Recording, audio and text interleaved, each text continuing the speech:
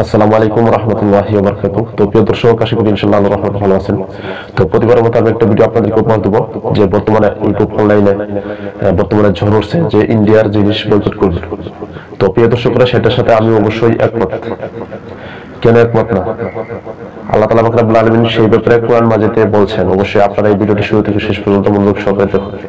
তো প্রিয় দর্শকরা, তো বর্তমানে আমরা ইন্ডিয়ার জিনিস অর্থাৎ বেধর্মীদের জিনিস বেশিরভাগ আমরা ব্যবহার করতেছি।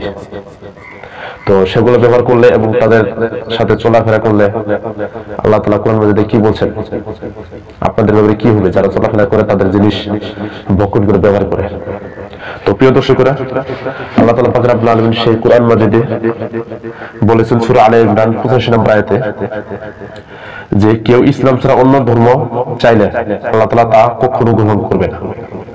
দেখেন, আল্লাহ তাআলা সূরা আলে ইমরান 85 নম্বর আয়াতে আল্লাহ তাআলা বলেছেন যে কেউ ইসলাম ছাড়া অন্য কোনো ধর্ম চাইলে তা কখনো গ্রহণ করা হবে না।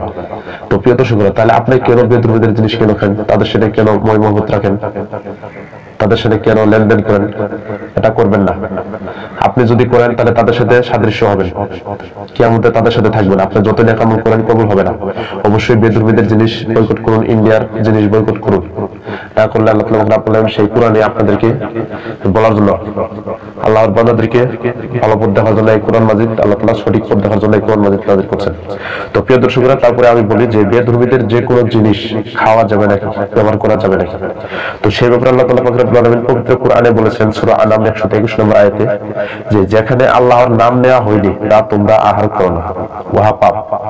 আর নিশ্চয়ই শয়তান তার বন্ধুদেরকে তোমাদের সাথে বিবাদ করতে প্ররোচনা দেয়।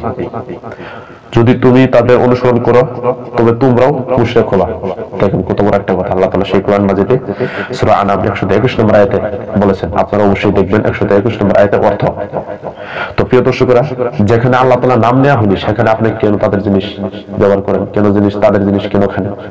অবশ্যই আপনার বয়কট করুন, বেধর্মীদের জিনিস অবশ্যই বয়কট করুন।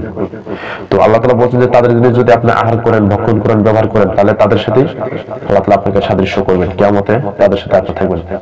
আপনি যতই পরিপূর্ণ মুসলমান হন দেখেন, তাদের সাথে আপনি মহব্বত রাখেন, তাদের সাথে আপনি চলাফেরা করেন, তাদের জিনিস যদি আহার করেন, ভক্ষণ করেন, ব্যবহার করেন তাহলে অবশ্যই আল্লাহ তাআলা কিয়ামতের ময়দানে আপনাকে তাদের সাথেই, তাদের কাতারেই দাঁড় করাবেন, আপনি যতই নেক আমল করেন। অবশ্যই এখনো সময় আছে। তো প্রিয় দর্শকরা, প্রিয় ভাই ও বোনেরা, আপনাদেরকে রিকোয়েস্ট করবো, অনুরোধ করবো, অবশ্যই ইন্ডিয়াদের জিনিস বয়কট করুন, বেধর্মীদের জিনিস বয়কট করুন। করলে আল্লাহ তাআলা আপনাকে রিজিক দিবেন। আপনি মনে করতে পারেন যে ইন্ডিয়াদের জিনিস বয়কট করলে আমার তো লস হয়ে যাবে। কেন লস হবে? আল্লাহ তাআলা সূরা রুমে বলেছেন যে এমন কোন প্রাণী নেই যে প্রাণীর রিজিকের দায়িত্ব আল্লাহ তাআলা নেয়নি। অবশ্যই আল্লাহ তাআলা রিজিকের সবার দায়িত্ব নিয়েছে। তো আপনি রিজিকের কেন টেনশন করেন? তো প্লিজ এখনো সময় আছে, ইসলামের দিকে ফিরে আসুন। তো আল্লাহ তাআলা সূরা হুদে বলছেন 113 নম্বর আয়াতে যে তোমরা যদি জালিমদের প্রতি ঝুঁকিও না। আল্লাহ তাআলা নির্দেশ দিয়েছেন যে তোমরা জালিমদের প্রতি ঝুঁকিও না, ঝুঁকলে আগুন তোমাদেরকে স্পর্শ করবে জাহান্নামে।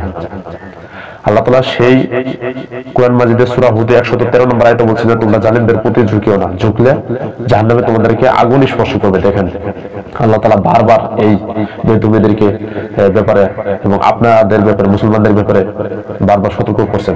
তো প্রিয় দর্শকরা, প্রিয় ভাই ও বোনেরা, আমরা এই কোরআন মাজিদের আয়াত দিয়ে আপনাকে বুঝাইলাম। অবশ্যই আপনারা এটা মানবেন। আপনি যদি না মানেন তাহলে এটা কোরআনকে অমান্যকারী হয়ে যাবেন।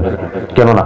আল্লাহ তাআলা কোরআনে বলছেন যে কোরআনের আয়াত কেউ যদি না মানে, তাদের জীবনে, তাদের সমাজ রাষ্ট্রে যদি সেটা যদি আপনারা না মানেন, না করেন তাহলে এটা অবশ্যই আপনারা দায়ী থাকবেন। অবশ্যই প্রিয় দর্শকেরা, ইসলাম থেকে ফিরে আসুন, কোরআন থেকে ফিরে আসুন, ইন্ডিয়াদের বেধর্মীদের জিনিস বয়কট করুন। আমি শেষবারের মতো বললাম। তো প্রিয় দর্শকেরা, এই ভিডিওটি কেমন লাগলো অবশ্যই লাইক এবং কমেন্ট করে এই চ্যানেলটি সাবস্ক্রাইব করুন। তো অনেকেই জানেন যে আমি জিন, জাদু, বান, কুফরিতে যারা আক্রান্ত থাকে, ভয়ঙ্কর সমস্যায় যারা আক্রান্ত থাকে তাদেরকে আমি সঠিক কোরআনিক চিকিৎসা দিই। যারা এগুলো বিষয়ে আক্রান্ত আছেন, এই ভিডিওর পাশে নাম্বার দেওয়া হয়েছে, আপনারা যোগাযোগ করুন। আর যারা হিজামা কোর্স করতে চান, নাকের পলিপাসের চিকিৎসা শিখতে চান, একবার সরকারি সার্টিফিকেট প্রাপ্ত, তারা এই ভিডিওর পাশে নাম্বার দেওয়া হয়েছে, আপনারা যোগাযোগ করুন। আর এই ভিডিওটি কেমন লাগলো অবশ্যই লাইক এবং কমেন্ট করে এই চ্যানেলটি সাবস্ক্রাইব করুন। আসসালামু আলাইকুম ওয়া রাহমাতুল্লাহি ওয়া বারাকাতুহু।